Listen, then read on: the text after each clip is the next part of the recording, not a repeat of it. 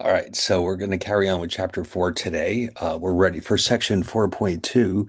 And what we're going to see here is we're going to actually see what's going on behind the scenes with integrals. In other words, we're going to introduce them in a very theoretical way so we can understand exactly what integration is all about.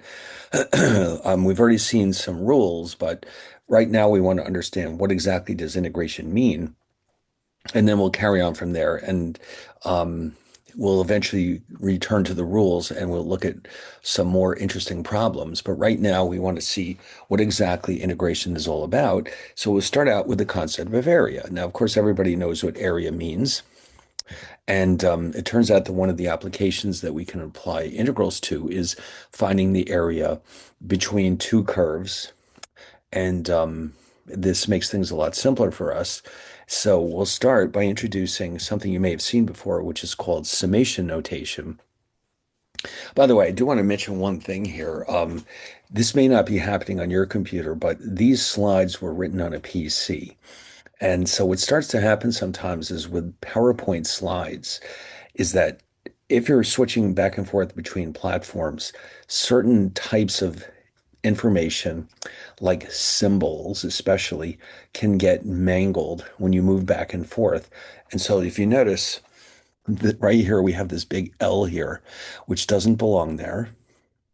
If you're using a PC, you may not be seeing that L. On my screen, you're seeing it, but you may not see it on your copy of the PowerPoint slide. So just be aware this L, I've noticed, consistently shows up when it really means that there should be an ellipsis there to indicate that this series goes on up to AN. Okay, so we have terms and they're designated A1, 2, 3, 4, all the way up to AN.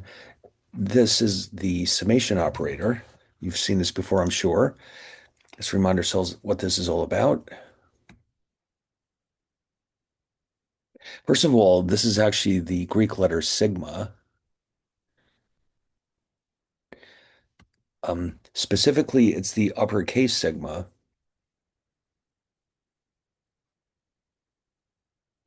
If you've ever had a statistics class, you'll recognize this symbol. This is also sigma, but it is the lowercase sigma. So the uppercase sigma, this is often referred to in math as the summation operator.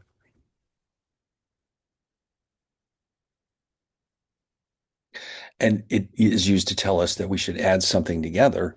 So normally it's written with an index of some kind. And what this is telling me on the left-hand side here is that I is an index.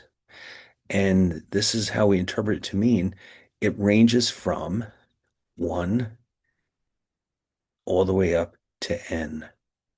Okay, so it's understood that n is a positive integer and that the index increases one at a time. And so there's going to be some variable here that we're meant to add up. So for example, if you see this,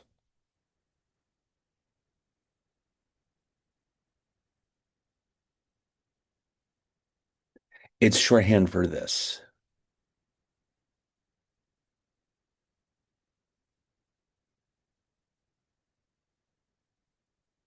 Okay, so keep this in mind. Now, of course, here we don't know what these A's are. We have to be told, but whatever we have, the summation operator simply says, take that and add up all the individual terms. You see this a lot in calculus and also in statistics. Um, so I is the index or index of summation. AI is the ith term of the sum, and the upper and lower bounds of summation are n and 1. Okay, great. Oh, and here's some quick, simple examples. For example, we have in the first case, I equals 1 to 6, which means you literally just add up the first 6 integers. In the second case, if you notice, they started at 0. So most of the time, when you use these, you'll be starting at either 0 or 1, although there's no reason why it has to start there. That's the most common case, but there can be times when it could be other things. Like it could start at 3, it could start at -4. It can literally start anywhere, But the cases you're almost always going to see, either they start at 0 or 1. That's the most common case. Okay. Now down here, if you notice, they also want you to notice that other letters can be used. It doesn't have to be I. Here they've got J. And not only that, but it's squared. So what you have to do, and oh, and also it starts at 3. What do you know? So that means that J is 3, 4, 5, 6, and 7. And what we're doing is not adding up the J's themselves, but the squares. Okay, so you have to make sure that you don't forget about that. Oh, and then we get some really complicated ones here. Look at these. Here we got 1 over radical J. So, of course, in the numerators, we all have ones. In the denominators, we have the square root of each value from 1 to 5, whatever that adds up to.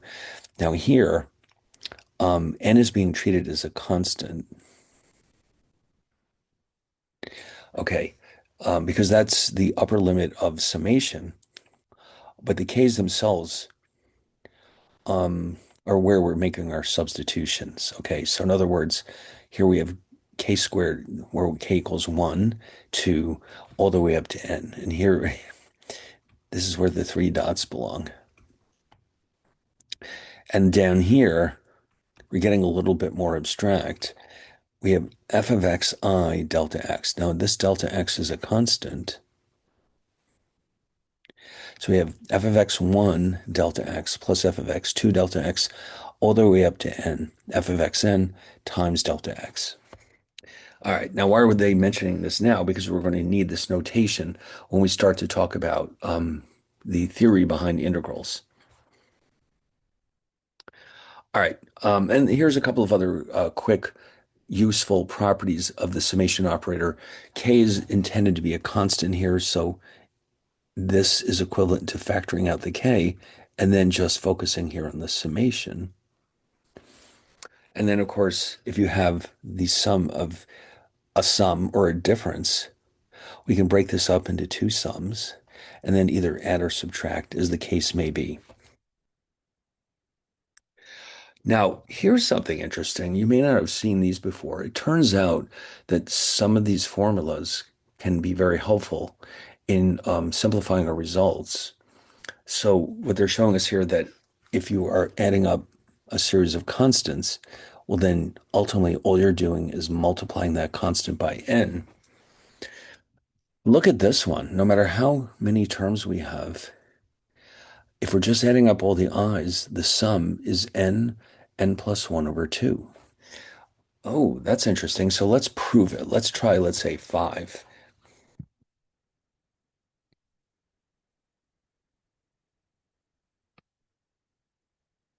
And again, you'll be surprised how often these come in handy. Um, there's others too, by the way. In fact, there's probably a list in the back of the book somewhere that has a large number of these listed, but these are the ones we need right now.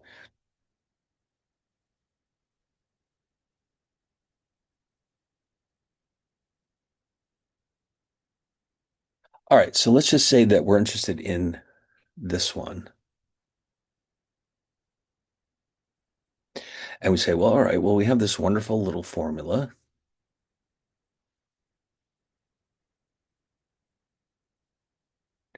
And now why don't we confirm it by just adding them up?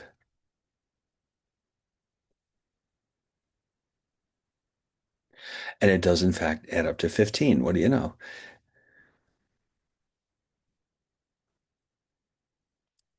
And that's going to be very helpful, especially if you have a large n. Like if you were asked to calculate not the sum of the first 5 i's, but the first 50, then you really should use a formula like this. Okay. But then there's two others here. Look at this. Here's I squared.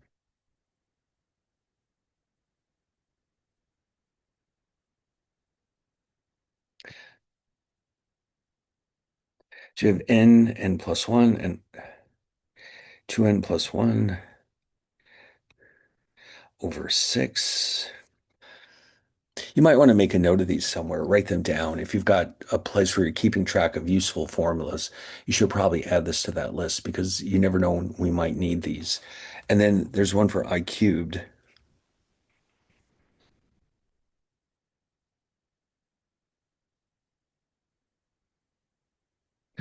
And that leaves us, oh yeah, n squared, n plus 1 squared, all over 4. Okay, so when we need these, we'll come back and revisit them. Oh, there's got one for us right away. Look at this. Now we're not going to do all of these different cases. We'll do it once, and that's enough. Okay, they're trying to illustrate a point here that even something like this, which is not one of the formulas on this um, sheet here or slide here, we can still take advantage of it if we algebraically rearrange it a little bit. Um, let's see what they're having us do here.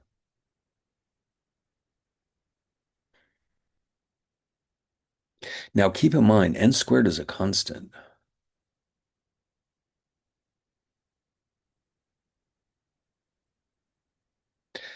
Okay. That means we might be able to do something to simplify this.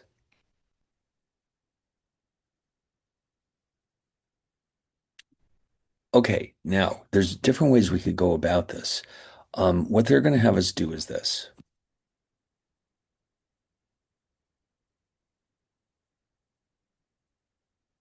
So we can move that outside because it is a constant.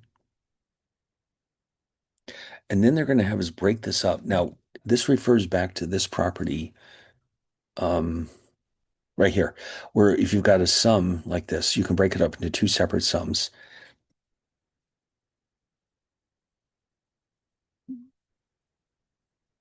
Now, by the way, you don't do this just for the fun of it. You only do this when it seems to simplify your results. Okay, so in other words, yeah, it is kind of fun, but um, no, we do only do this when there's a good reason for it. Let's put it that way.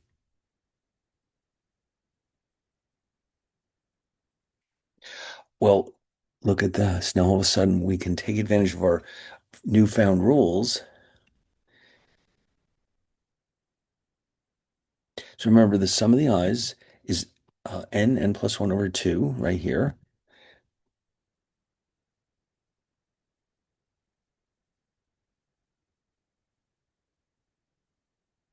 And remember, we did say that when you're adding up a constant, we end up with c times n, which in this case is simply n. Okay.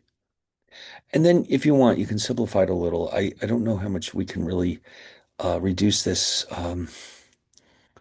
It's probably just as well to leave it like this. So remember, they did ask us to solve this for n equals 10. So we'll just do that one. We're not going to do them all. Um, we'll just do 10.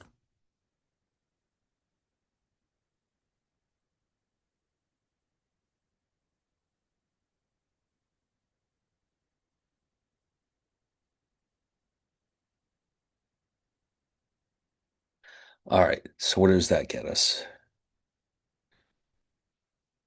So 10 times 11 is 110 over 2. And then we'll have,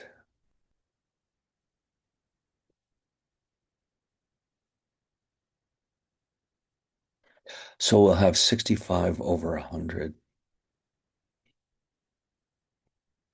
Okay. Now, of course, the fact that it's such a small number means that, of course, we're adding up a bunch of fractions.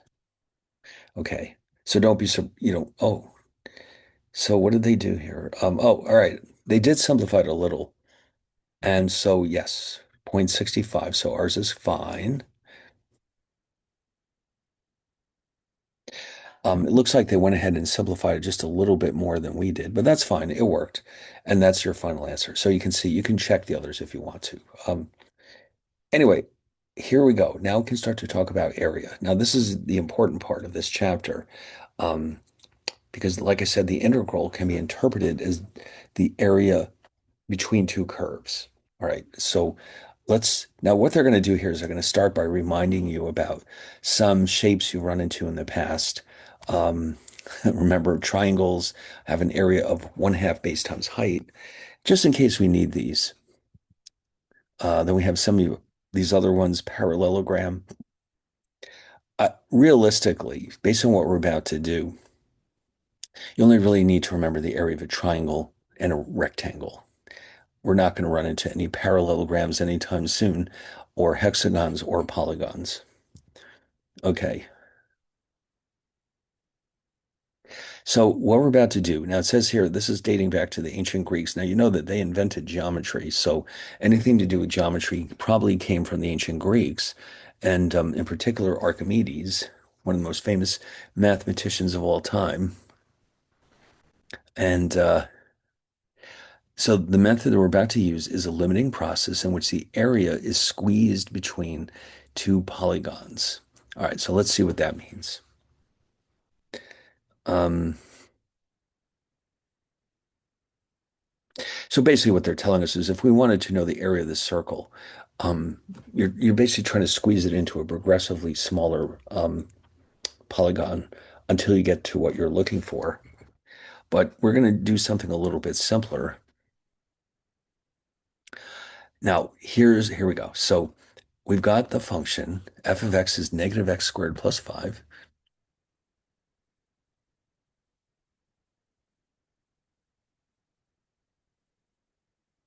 Now, this is, of course, a downward facing parabola.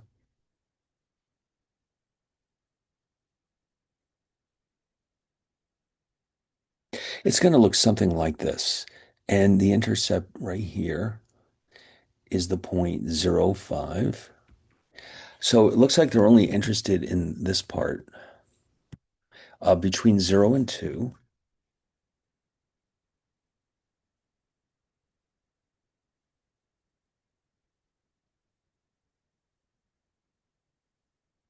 Let me just check something here. Oh, okay. So I see what they've done. So they want us to stop the curve at 2. All right. So I didn't really draw it as well as I might have, um, but it's okay.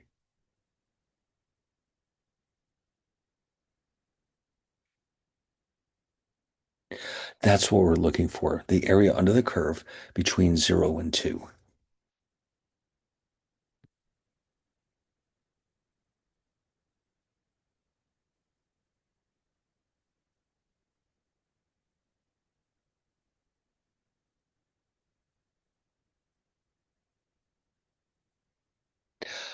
Well, the strategy they're going to use, as you can see from the graph, is they're going to create a series of rectangles whose areas should be at least approximately equal to the area under the curve. Okay, now they're going about it in two different ways, if you notice. So we're going to look at both of them.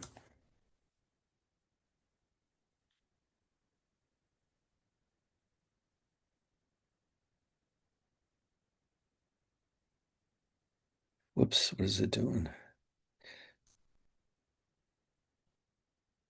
All right, now each of these rectangles has a lower and an upper limit.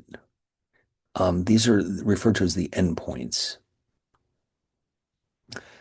So this first rectangle has a left endpoint of 0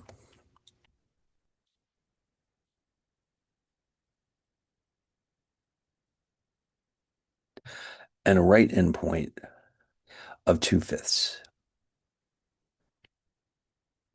Now, the total area or the width of this whole area that they're interested in is 5. I'm sorry, it's 2.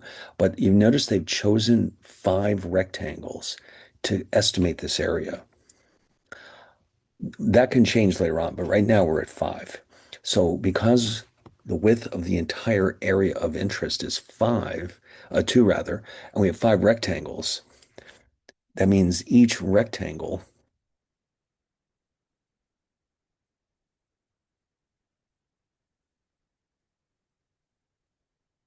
has a width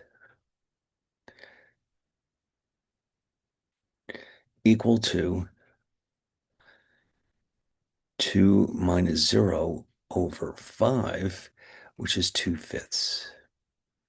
Okay, so in other words, those 2 and the 0 represent the interval of interest,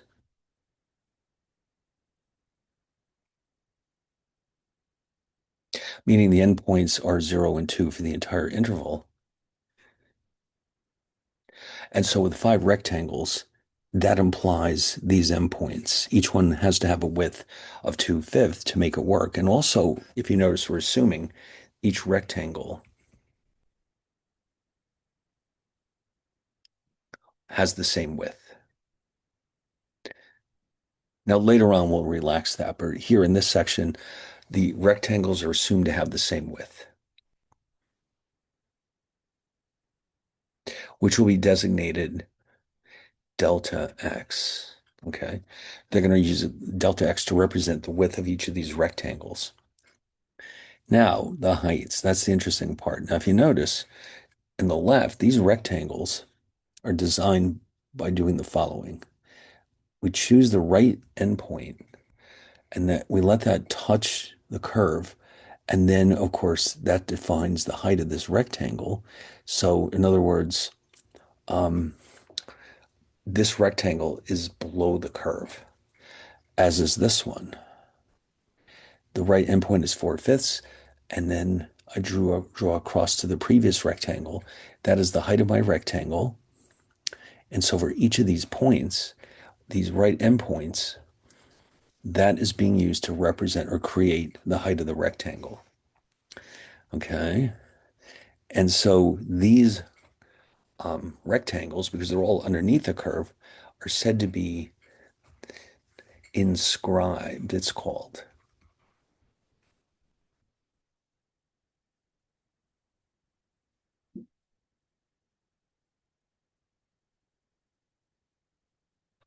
And again, the heights are determined by the right endpoint where it touches the curve. Okay. Now over here, it's the other way around. I use the left endpoint where it touches the curve. That determines the height of this rectangle. Same thing here, all the way down. Okay. So in other words, the heights of the rectangles are chosen based on the left endpoints. So these are known as circumscribed.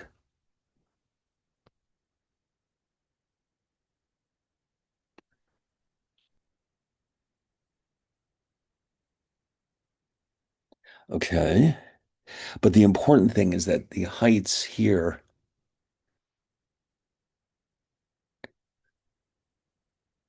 are determined by the left endpoint.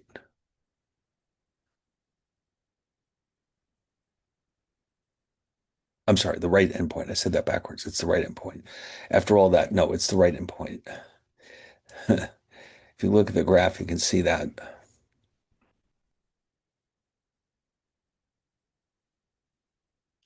And over here, the heights are determined by the left endpoint.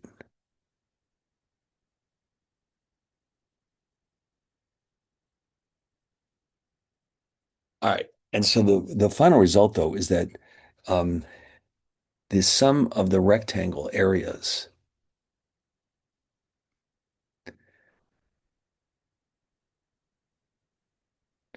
of the inscribed rectangles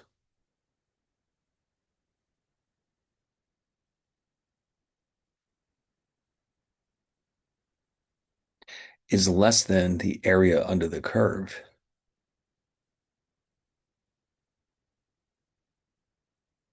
which in turn is less than the area sum of the areas of the circumscribed rectangles.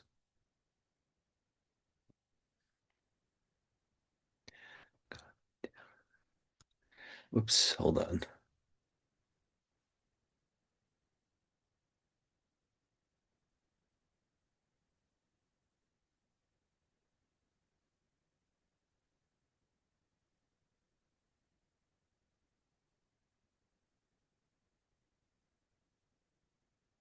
All right, and you can see that just by looking at the graph. On the left, the area of these rectangles is less than the area on the right. It's more. The actual area is somewhere in between. Now, that's an important detail. Keep that in mind. So a couple of things to note here. First of all, just a quick reminder, the area of a rectangle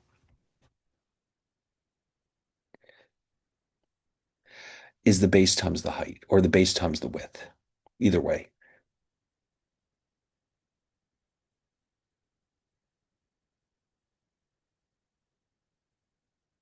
So in other words, I can actually now calculate, knowing the function here, I could actually calculate the height of this rectangle for each of these cases, and I could actually physically calculate their areas and then add them up because I know what the function is and I know the endpoints.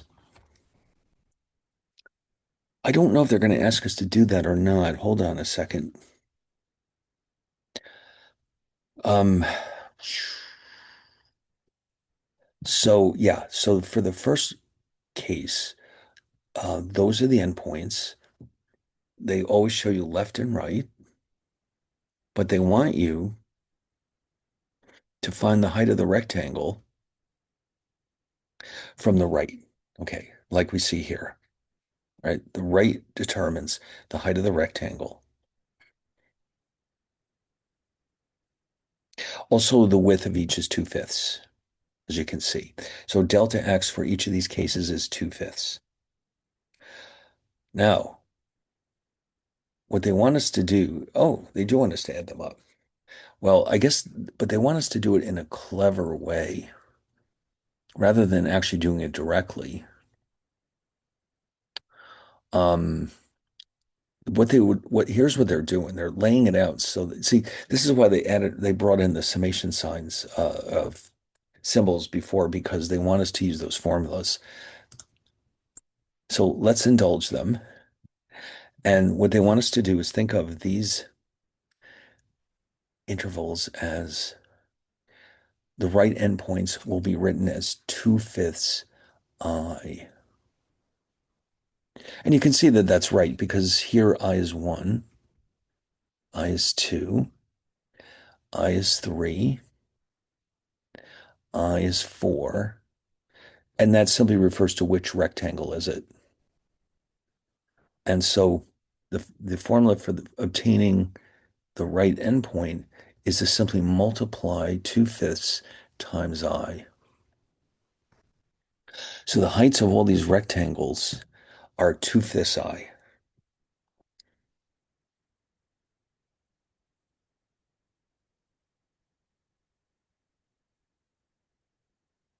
Okay. So f of, actually, I should have said f of 2I over 5 is the height. Okay, in other words, because, the endpoints themselves are only used to evaluate the function at that point. So we do need the f. F of 2I over 5 is the height of each individual rectangle. The width, the delta x, because we chose 5 rectangles for this area, is just 2/5 for each one. And we add that up 5 times because there are 5 rectangles.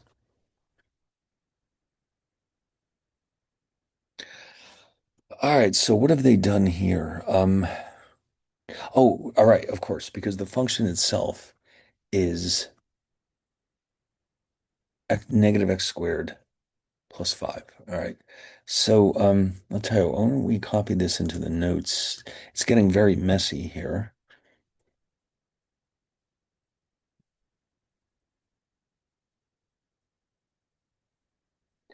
Okay, so just a quick reminder, the function itself is minus x squared plus 5. So therefore, f of 2I over 5 is minus 2I over 5 squared plus 5,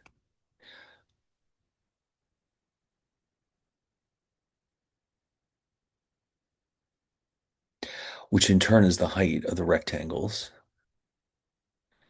And then this is, of course, a constant. It's the width.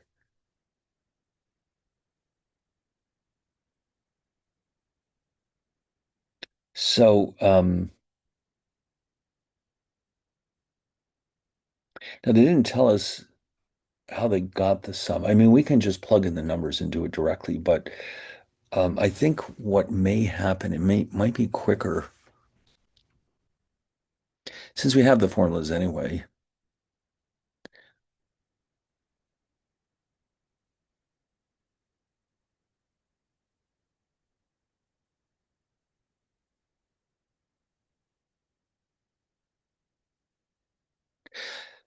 Okay. And then we would have multiplied. It's getting pretty messy here. I think maybe what they have done here is simply substituted in the numbers and solve for it directly. All right, let's just quickly run through that.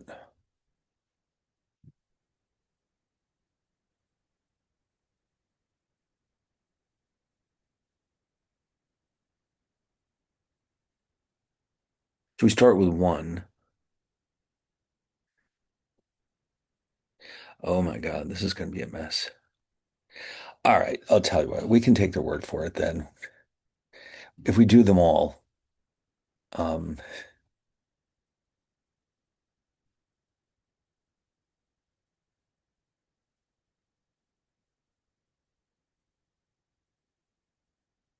so all right, it says here it's 162 over 25. I mean, if you really want to, you can confirm that. It's just going to be quite a mess, that's all. 162 over 25 is 6.48. And then they're going to do it again with the other rectangles. Okay, meaning the circumscribed ones on the right. Now remember here, it's the left end point that we're using to determine the height of the rectangle. So the formula is going to be a little bit different. Um,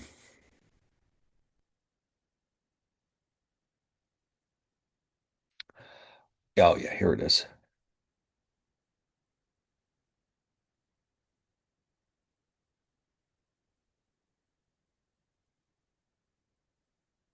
2i minus 2/5 times 2/5. And then we do the same thing. And we end up with, in this case, 8.08. So you can see, as we predicted, um, this one will be smaller.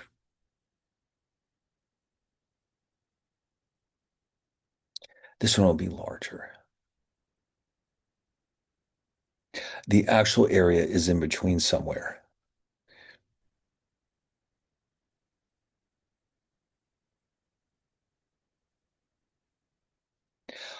Now, here's the big question.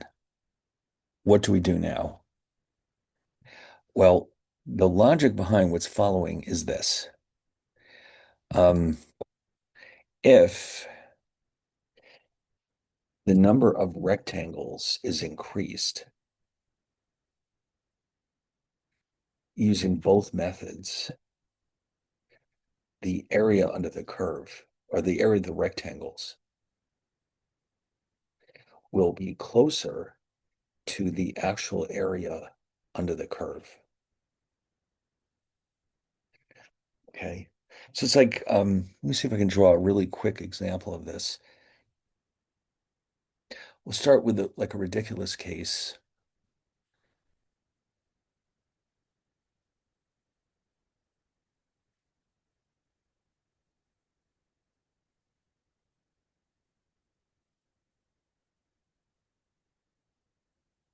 Where we only have two rectangles,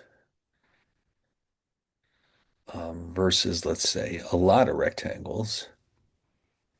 Now, of course, this is a very, very crude drawing, but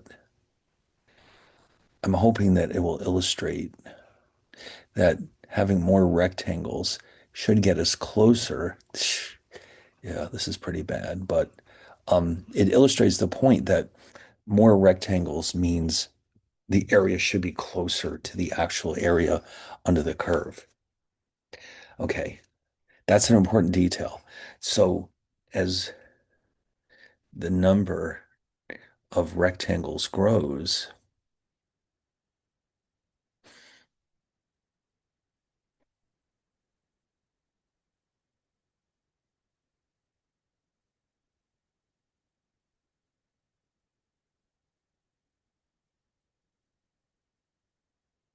the area of the rectangles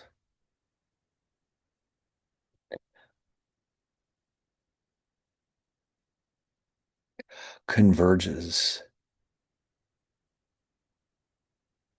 to the true area under the curve.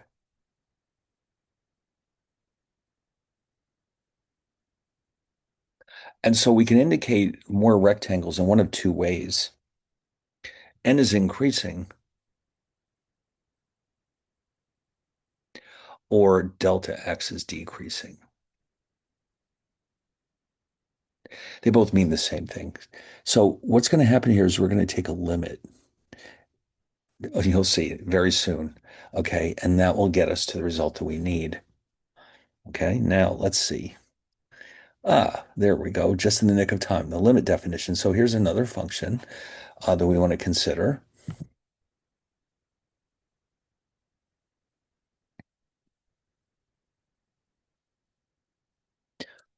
Here we go.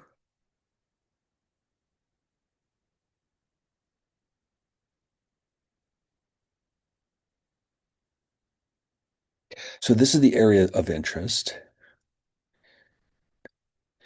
And by the way, what we're about to do requires an assumption.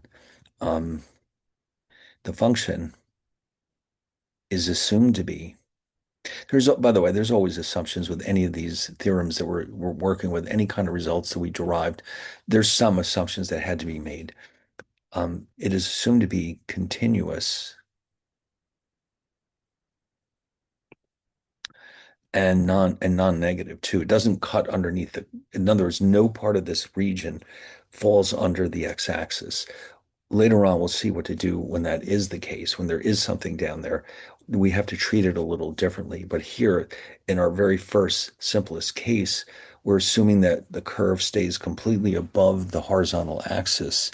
Otherwise, it does complicate things quite a bit. Okay, so we're assuming that f of x is continuous and non-negative over the interval, closed interval a to b. Now, if the function is not continuous, you're going to have a break in there somewhere, and then the area would be very difficult to measure properly. So we have to make some assumptions. Okay, so now they're often going to give us, for a lot of these examples, they're going to use what they're going to call a representative rectangle. Okay, now here, the representative rectangle has a width of delta x and it's located in this position. It could be anywhere in that interval, but the delta x itself won't change. All the rectangles have the same width. So what they're basically going to do is derive results for the representative rectangle and then extend that to the entire area of interest. So now if you notice, there's some new notation here. Delta x, of course, is the width, and a and b are the lower and upper limits of the interval of interest. So the n is the number of rectangles. So each one has a width, as we saw earlier, of delta x equals b minus a over n. But we also have these two new terms here, mi. By the way, the I reminds us that each rectangle will be different, and the base won't be will be the same for all of them, delta x. The heights will be different. So that's why we need the subscript I. So we know which rectangle we're talking about. Okay. So lowercase mi is the shorter side, and capital M is the larger side. Now, if they were all identical to each other, we wouldn't need the subscript I, but we do because they'll all have the same base or width of delta x, but they'll all have different heights. So we need to keep track of it, and that's why that index is there. Okay. All right. So, and of course, the actual height, the M just refers to that side, is f of. Okay. So now those are the endpoints. They're changing the notation a little bit. Okay, well, so now all of a sudden, remember A is the left endpoint. X0, oh, let me see if I can sketch this in.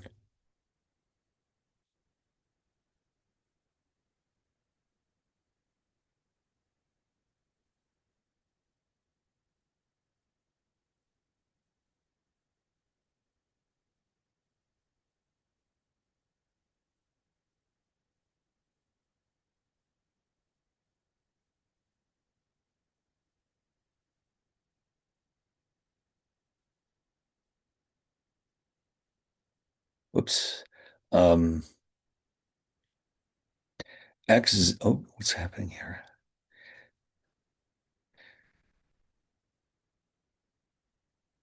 That will be referred to as X0. This is X1, which is in turn A plus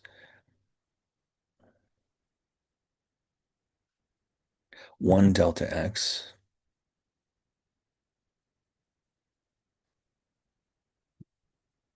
And then here's the next one,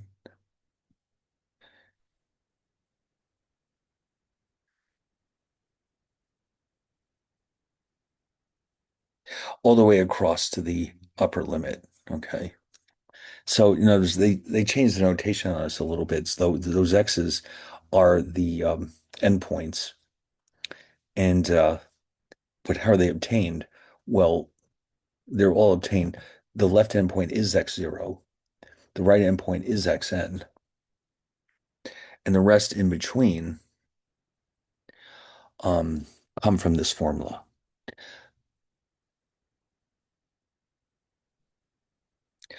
Anyway, so here's what we mentioned earlier. The areas of the rectangles,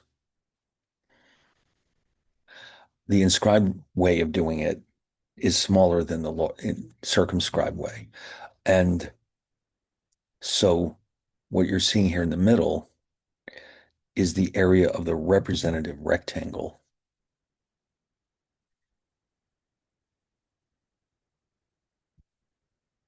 Oops.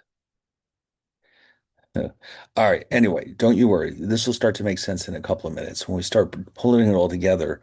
Um, now, the inscribed rectangles, when we add together their areas, which is what we're seeing here, let's copy this into the notes real fast.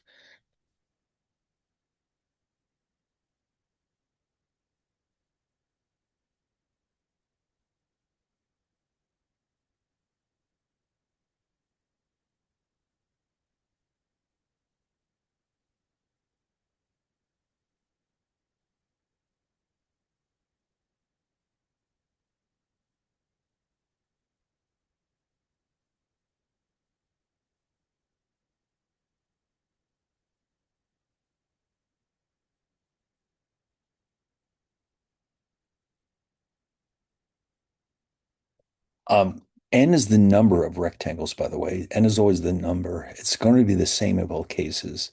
We would otherwise we're comparing apples with oranges.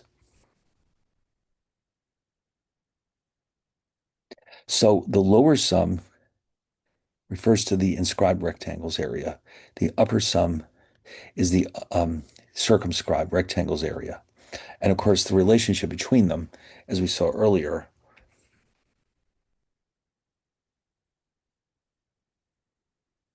All right, so I'm trying to make a distinction though between lowercase s and upper. It's a little bit tricky, but that's what this is all about.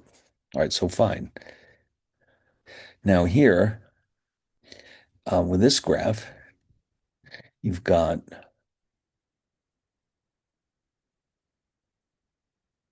as we saw before, I mean, the area of the inscribed rectangles is lower than in the middle, which is what we really want. And the one on the right is the circumscribed, and that's too much. That's too high. All right. Beautiful. Okay. Now, to find the upper and lower sums. Oh, all right. Here's an example. Here's f of x equals f of x squared.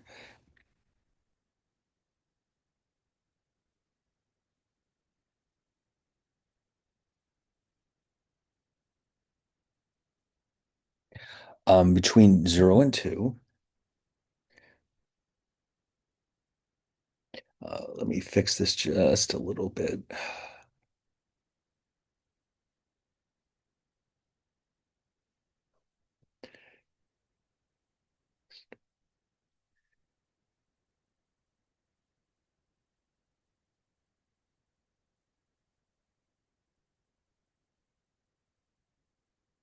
Okay, how do we find this area?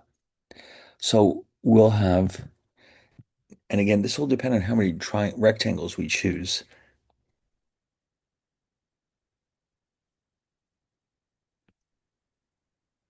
But each rectangle, let's say this is our representative rectangle.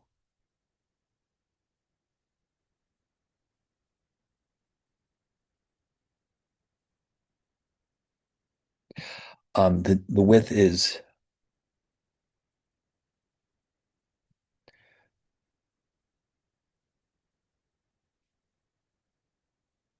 which means 2 over n.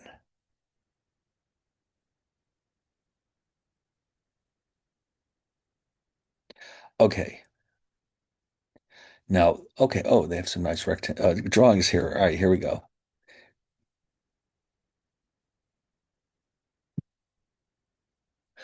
So I think they want us to actually calculate. Looks like they're giving us 4 rectangles and they want us to calculate the total area of the rectangles and compare them to each other.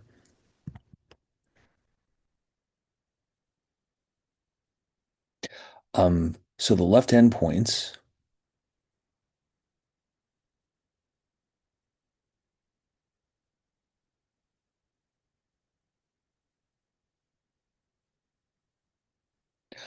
are 2 times I minus 1.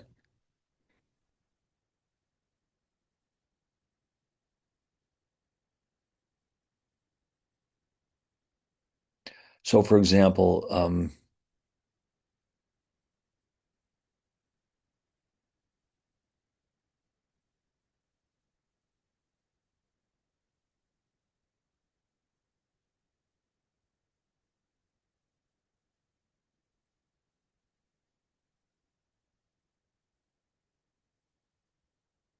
and then it just keeps going across. And then for the right end points,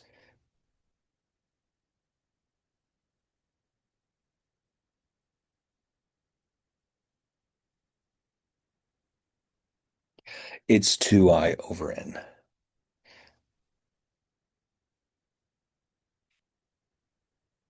Okay. So therefore, um, and this is how they want us to solve for it rather than just adding them all up. The lower sum,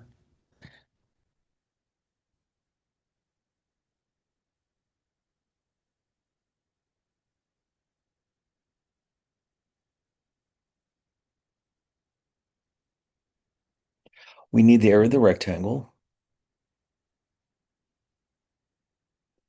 height, width, um, the MI is the index over here. This is what that is.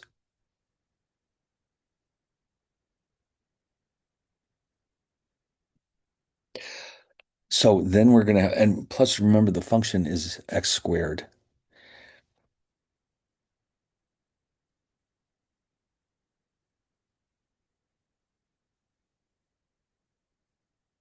So f of 2 times I minus 1.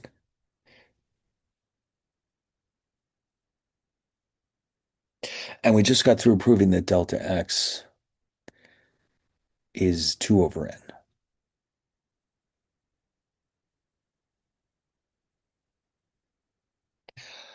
All right. And then, because the function is actually x squared,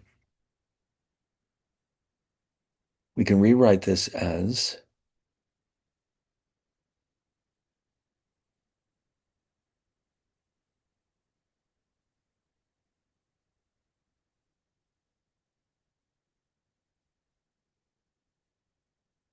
all right, so whatever that is, and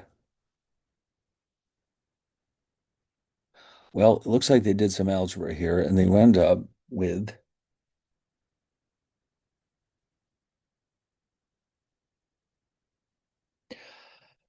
oh, let's see, what did they do?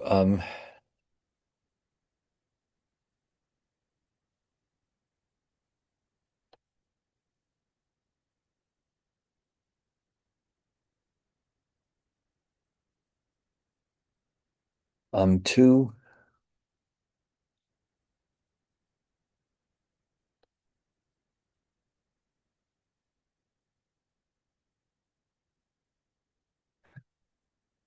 yeah, that's right.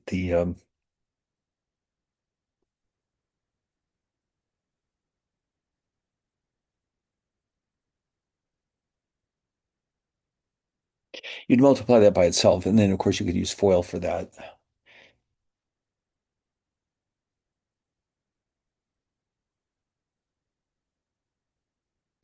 What do we have here? 4i squared negative 4i negative 4i plus 4.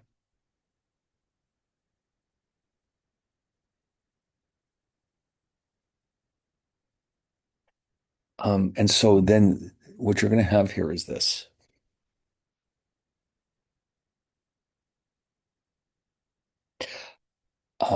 So I've replaced 2i minus 1 squared with this.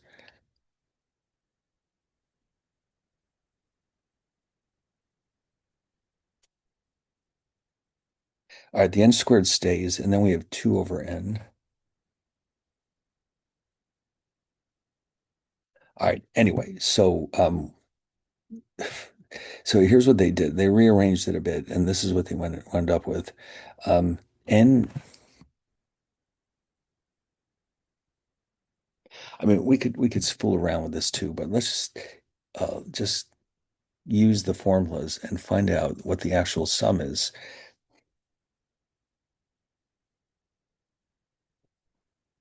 And so they're going to break it up. This is a constant, by the way. That's why it looks like that's why they went out of their way to set it up this way. So we can simply factor it out. And now we can use those formulas we had a little while ago.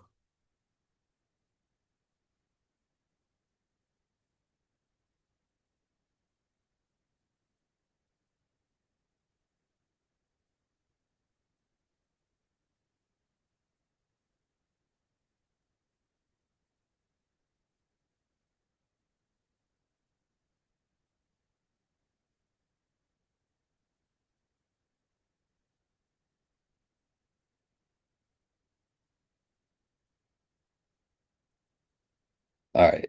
So we're almost there. So now if you remember, we had this earlier, the sum of the I squares, let's go copy that from up here.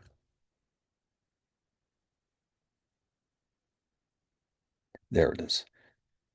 In fact, I'll grab them both while they're here, just in case we need them.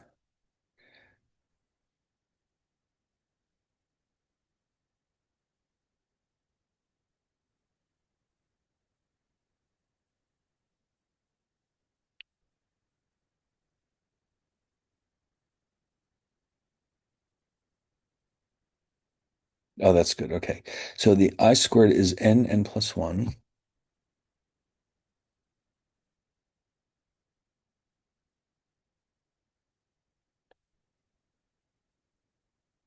or 6. Then we have minus 2.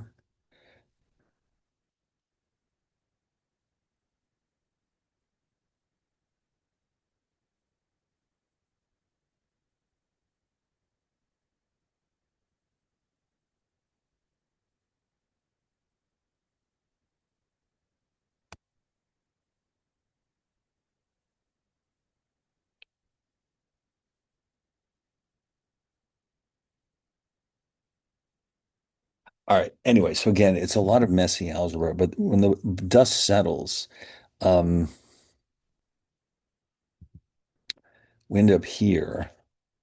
And once they give you an n, then you can figure out the sums. Sorry, we don't have to go through all those steps, but this is where they're heading. And so you see it does tie in with those summation formulas we had earlier. But anyway, so here's what they're building up to. The area is actually the limit. Now, if you notice here, this is our representative rectangle. CI is the center of that representative rectangle. F of CI is the height. Delta X is the width. So therefore, the area is the sum of these terms.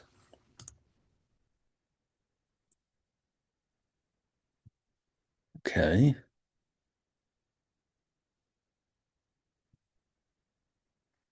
So let's grab that graph so we can really see it better.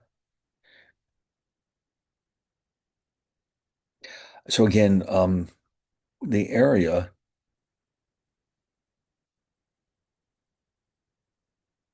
of each individual rectangle,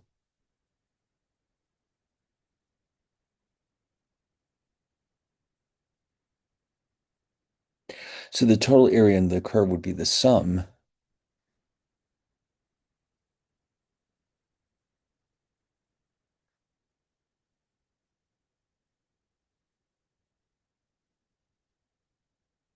Okay.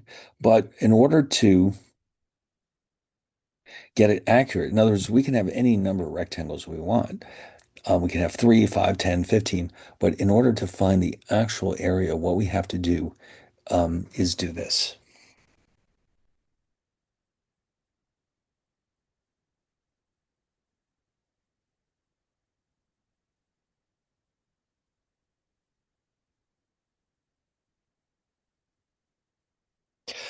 As n goes to infinity,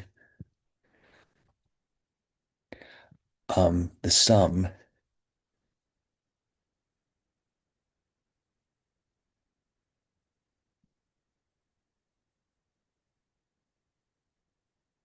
is what we're looking for because you notice how by having n be approaching infinity, we're approaching an infinite number of rectangles, each with a width of almost zero. And so if you add those up in the limit, you'll actually have the area under the curve.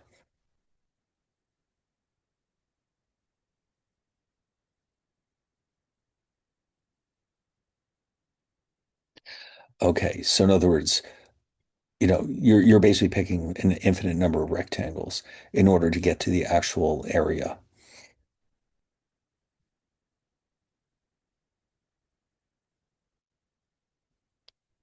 So I think they want us to do it for this case. F of x equals x cubed.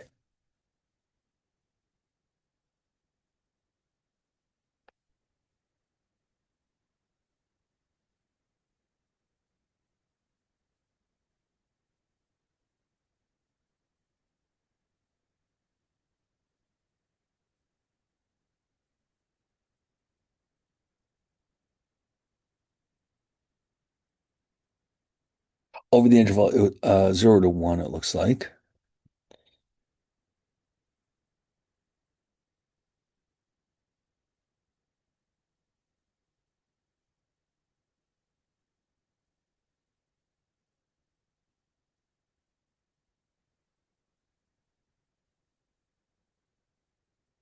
Okay, and of course, this is our representative rectangle. And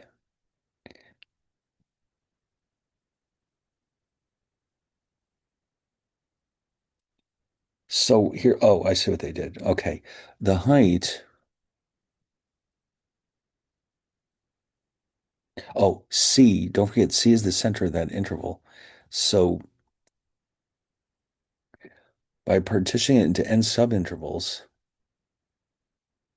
okay, now here's where you got to be careful because they've decided that CI is I over n, which is the right endpoint, because you could have done it with any part of any definition of C that's in that rectangle would count. So they've chosen to use the right endpoints over n.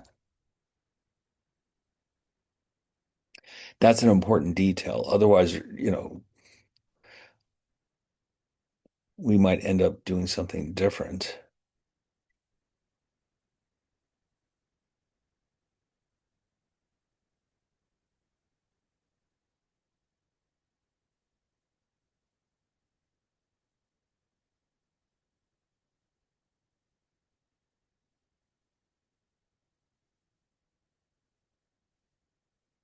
Oops, sorry, it's f of c.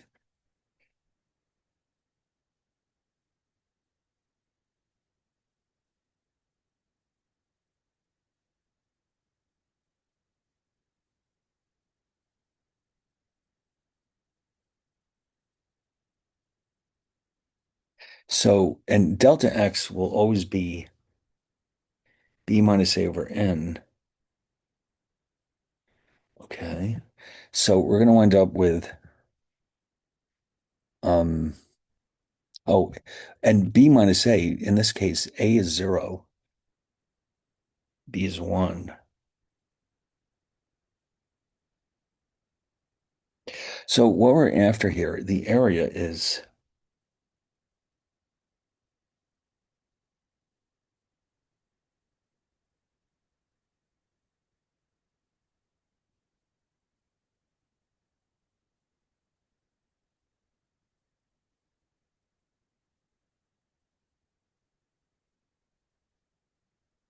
okay.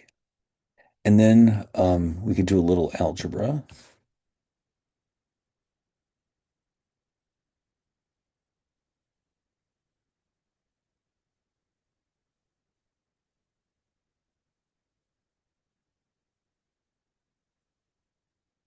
Oh, no, it'll be n cubed. It'll be n to the fourth. Sorry.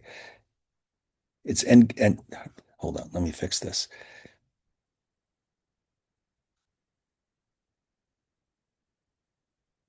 Why? Because you've got here I cubed over n cubed, and here you have 1 over n. Now, the n to the fourth is, of course, a constant.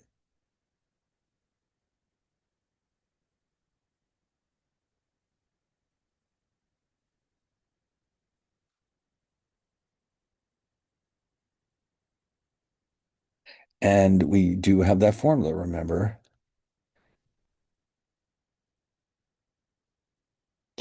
Let's go revisit it. Where is that? Here we go.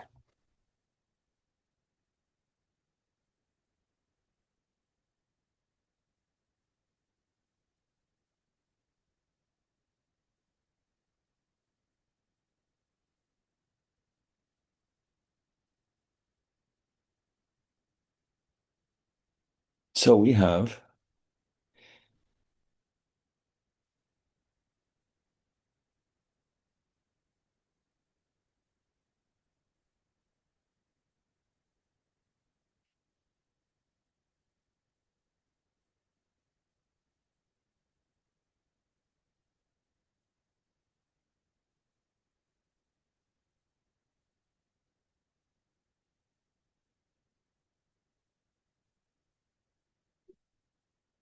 okay.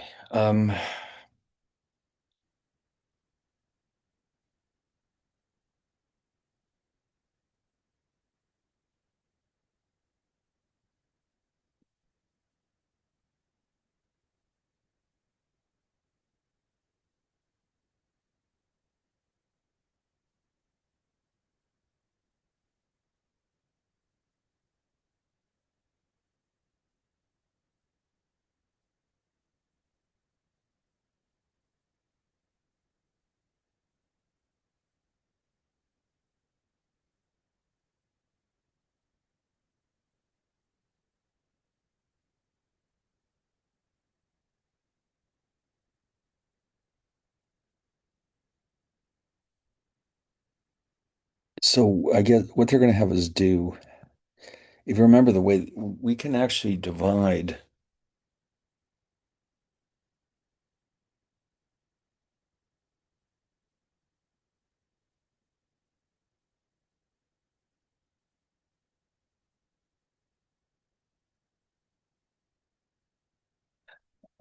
So yeah, they didn't take it too much further. What they want you to see here is that this reduces to,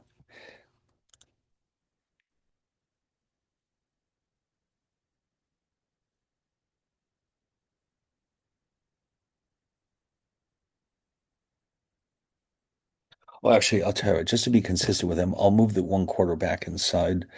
After they did all the algebra, they ended up with this. This, what you're seeing up here, it reduces to this. 1 over 4, 1 over 2n, 1 over 4n squared. And then we can break it up into 3 separate pieces.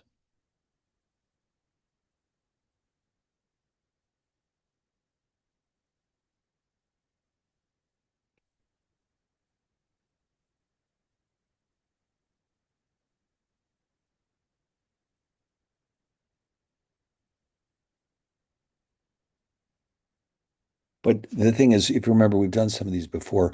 When you have something like 1 over 2n, if n is going to infinity, that means n is becoming extremely large, and that ratio is getting very close to zero. So, in other words, what we actually have here is first the limit of a constant is equal to that constant.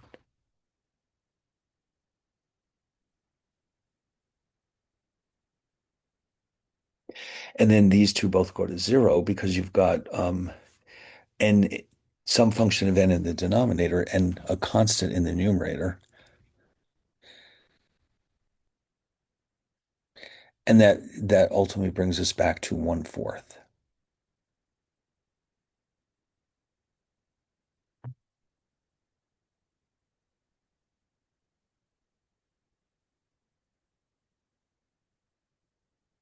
All right. So yeah, there's a lot of messy algebra in there. We skipped over some of it, but I mean, this is the basic logic behind what we did. So anyway, um, they also are introducing this midpoint rule. Um, if you want as an approximation, you can calculate as the area of your rectangles, um, f of the two endpoints over two. All right, now what what are we going to do with all of this? Well, soon enough. I guess it has to wait till the next section, but we're going to see in 4.3. Let's go take a look at 3. Although, yeah, they're getting close. They're getting very close. Um, they're going to show you how all of this relates to integrals. Okay. Um, and ultimately, what they're going to show you is that um, it's going to take a while, but let me just show you a quick sketch about what this is telling us.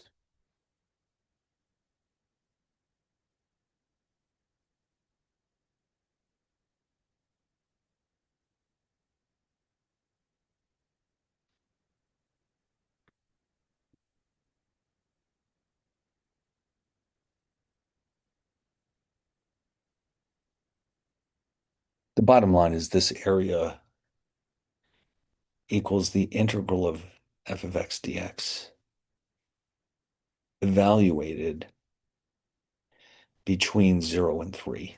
So what they're going to do is show us how to actually do that. Okay.